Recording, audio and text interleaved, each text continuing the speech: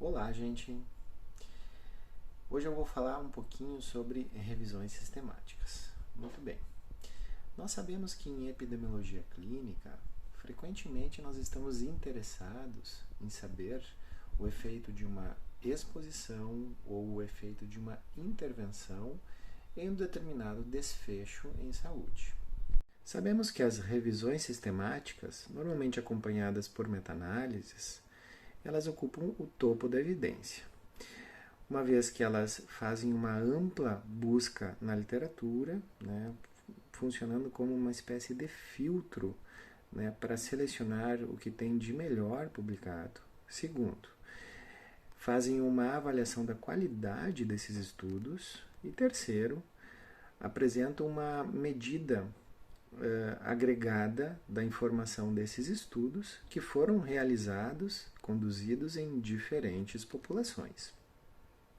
Essa informação agregada, que nós chamamos de meta-análise, é como se fosse uma média dos efeitos observados nestes diferentes estudos, trazendo então uma informação mais próxima do efeito verdadeiro que eu for observar quando eu aplicar esta intervenção nos meus pacientes ou na população que eu estou trabalhando.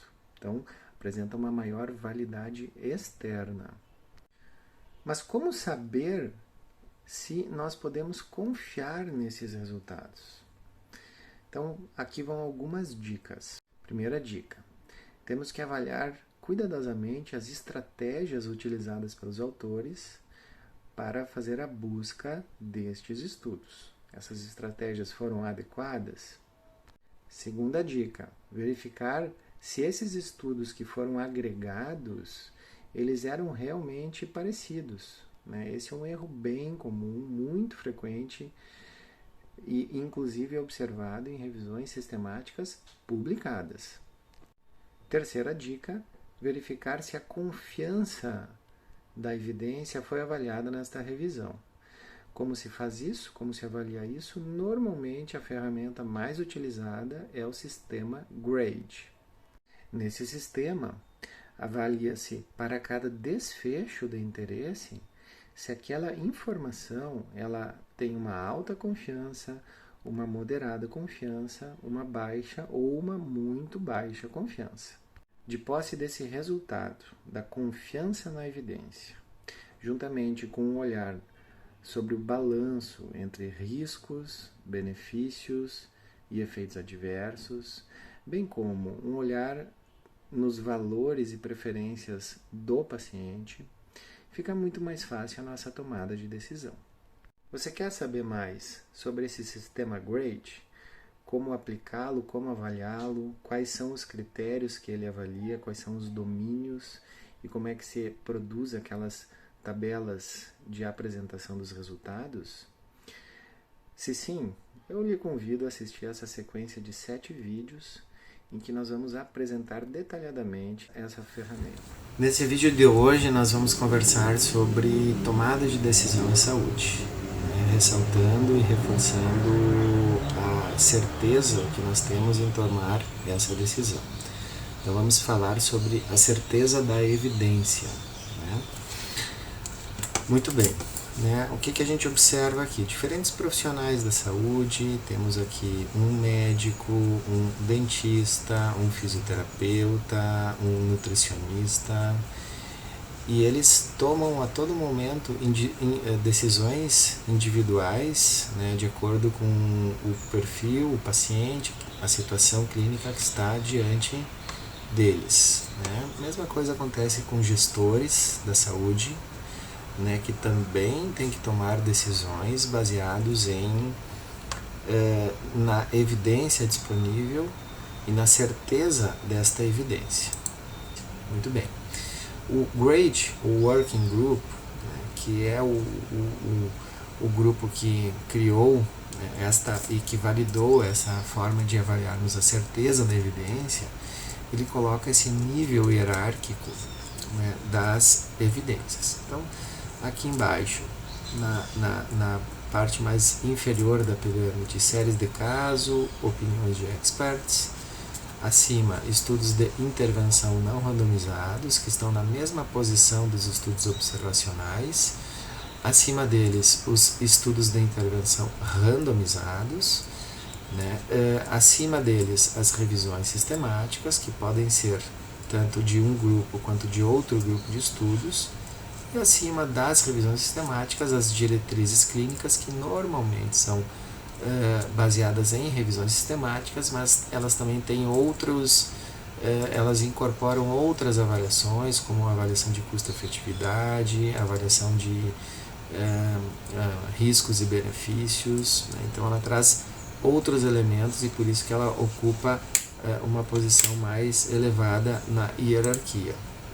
Né? Lembrando que as revisões sistemáticas, elas estão, né, aqui no mesmo nível dos estudos primários. Entretanto, por elas compilarem a informação de vários estudos individuais, elas ocupam um nível hierárquico maior que os estudos individuais propriamente ditos. Então vamos a um exemplo. Né? Aqui nós temos uma meta-análise, né, que avaliou o efeito de um medicamento redutor de colesterol, né, uma estatina, né, o seu efeito na redução do risco de infarto. Então, desfecho clínico, risco de infarto. Né, e avaliando aqui a estimativa do diamante, né, que é a meta-análise incorporando a informação de todos esses estudos primários, né, nós temos um efeito protetor, né, porque o risco relativo ele está em 0,84, com um intervalo de confiança que vai de 0,73 a 0,96. Né.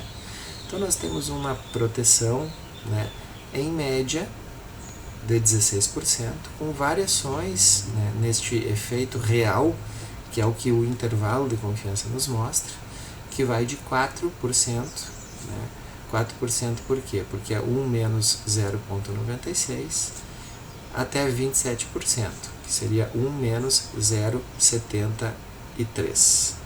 Então, essa variação. O efeito real ele está dentro deste intervalo.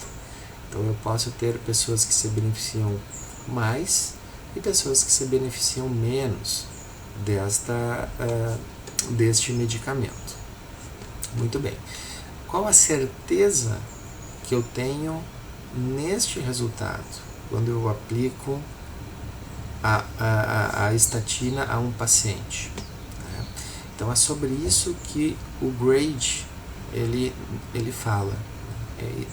É nós ranquearmos esta certeza da evidência. Muito bem. Então, nós temos 4 possíveis resultados, né, quanto à certeza desta evidência. Né? Um primeiro resultado, que nós temos uma alta certeza desta evidência, significa o quê?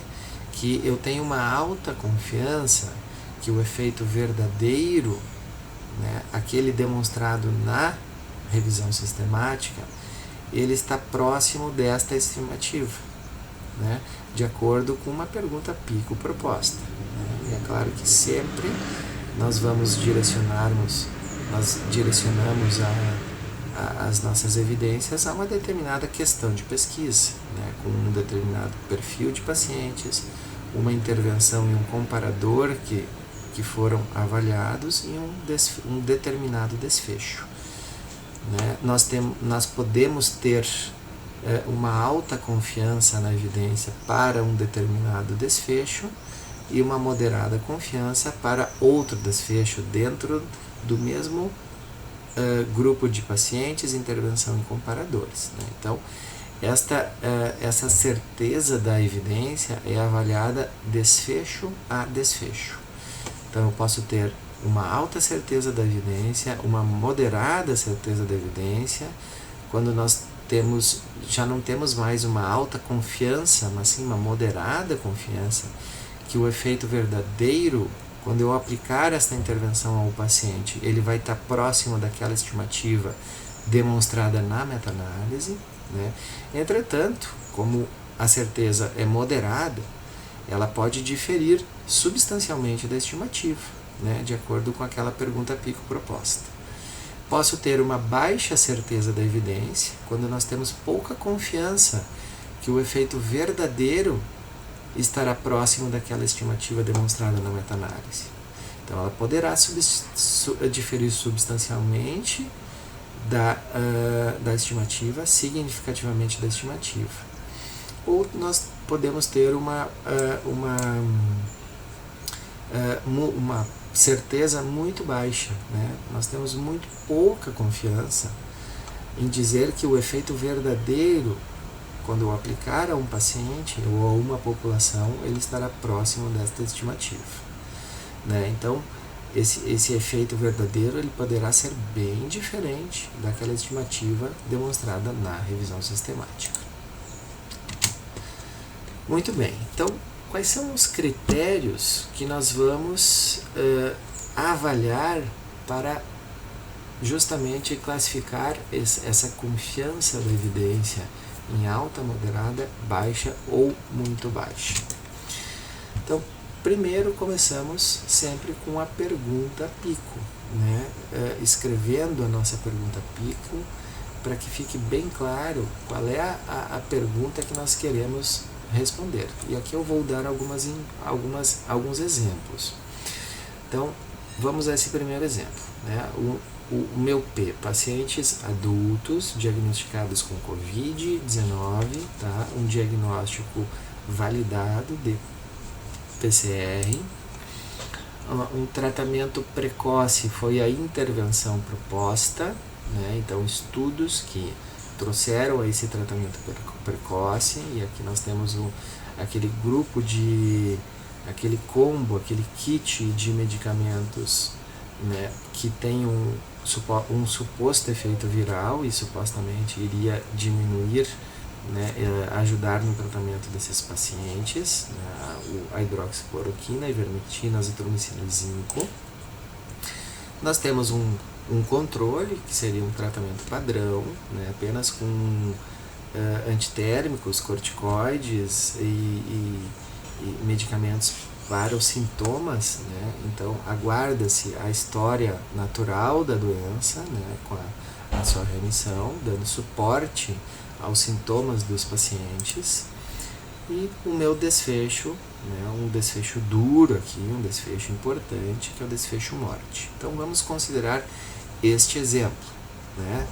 Poderia estar trabalhando aqui com outro exemplo, né, de desfecho, por exemplo, né, que seria diminuição do número de pacientes que acabam indo para ventilador mecânico, né, seria um outro desfecho.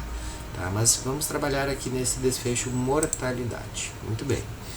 Eu posso ter dois tipos de evidência, uma evidência proveniente de ensaios clínicos não randomizados, né, de estudos então de intervenção não randomizados, né, e esses estudos normalmente, né, a decisão para o paciente usar ou não as medicações, ele vai estar de acordo com o médico, né, com o tipo de tratamento, né, de acordo com o julgamento do médico que atendeu cada paciente.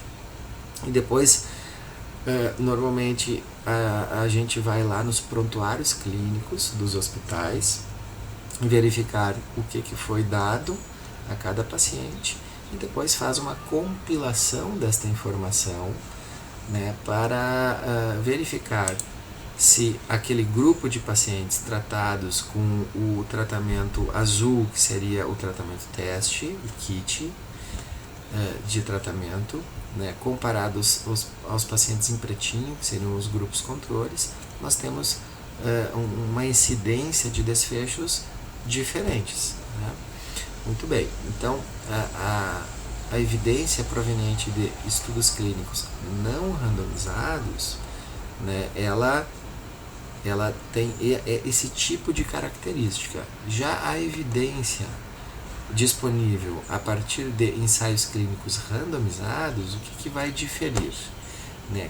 A grande diferença é que a decisão do tratamento, se o paciente vai receber o tratamento teste ou o tratamento controle, ela não vai de acordo com a decisão do médico, mas sim vai de acordo com a decisão de um processo de randomização. Né? Além disso, nós temos critérios de inclusão desses pacientes, né, que tenta nivelar, né, já na entrada dos estudos o nível desses pacientes. Né? Muito bem. Então, esta é a grande diferença. Né? E claro que eu vou avaliar o desfecho mortalidade. Neste exemplo aqui que eu estou dando, né, nós temos aqui num grupo de 120 pacientes, 60 pacientes para cada grupo, né, eu tive 7 óbitos nas pessoas que receberam o tratamento padrão e eu tive 5 óbitos nas pessoas que receberam o tratamento precoce. Né? Isso nos dá uma diferença de 3,3% de mortalidade, trazendo para um número um pouquinho mais, uma estimativa projetada numa população maior, seria 3.300 óbitos para cada 100 mil pacientes tratados. Então, para cada 100 mil pacientes tratados com a medicação teste, eu teria 3.300 óbitos a menos, né, no grupo que toma em função do efeito dessa medicação. Tá? Muito bem. Né? Lá no meu ensaio, no resultado do meu ensaio clínico randomizado, né, eu tenho aqui o meu tratamento padrão, que eu tive 5 óbitos de 60 pacientes e também 5 óbitos no meu tratamento precoce. Tá? Uma diferença de 0%. Né? Então vejam, aqui não encontramos efeito e aqui nestes estudos não randomizados nós encontramos efeitos. Né? E isso retrata um pouco do que temos na literatura. Né? Muito bem. Qual é a grande questão? Né? Nós sabemos que tem pacientes que apresentam um pior prognóstico, porque apresentam fatores prognósticos piores, né, para a ocorrência de mortalidade, né, decorrente desta doença. Como, por exemplo, uma idade maior, né, como, por exemplo, pacientes diabéticos, pacientes obesos, pacientes com histórico de doença pulmonar, né, mesmo que seja a nível subclínica, ou com doença cardiovascular subclínica. Né? E esses pacientes, né, esse perfil de pacientes, nesses estudos não randomizados, nós não temos garantia de que esses fatores prognósticos estão igualmente distribuídos entre os grupos, de forma que o efeito, esse efeito de proteção, né, atribuído à intervenção, ele pode estar sendo mascarado, né, por esses fatores prognósticos, que podem estar desequilibrados e afetando mais o grupo do tratamento padrão. Né? Então, esse é o grande problema, de nós não termos essa certeza desta evidência. Já a certeza desta informação. Né? Já este grupo de pacientes que foram randomizados, né, nós sabemos que esses diferentes fatores prognósticos, como estes aqui que eu conheço, e mesmo aqueles que eu não conheço, que eu desconheço, que podem ser relacionados à capacidade imunológica dos pacientes, por exemplo, esses fatores vão estar igualmente distribuídos entre os grupos, de forma que eu consigo separar e avaliar de uma forma mais certa, com uma certeza maior, o efeito independente destas medicações, né, do tratamento precoce, no caso aqui, neste exemplo. Então, a informação advinda de ensaios clínicos randomizados, ela é sempre uma informação mais confiável daquela, em comparação àquela informação advinda de ensaios clínicos não randomizados ou de estudos observacionais. E esta é a principal razão.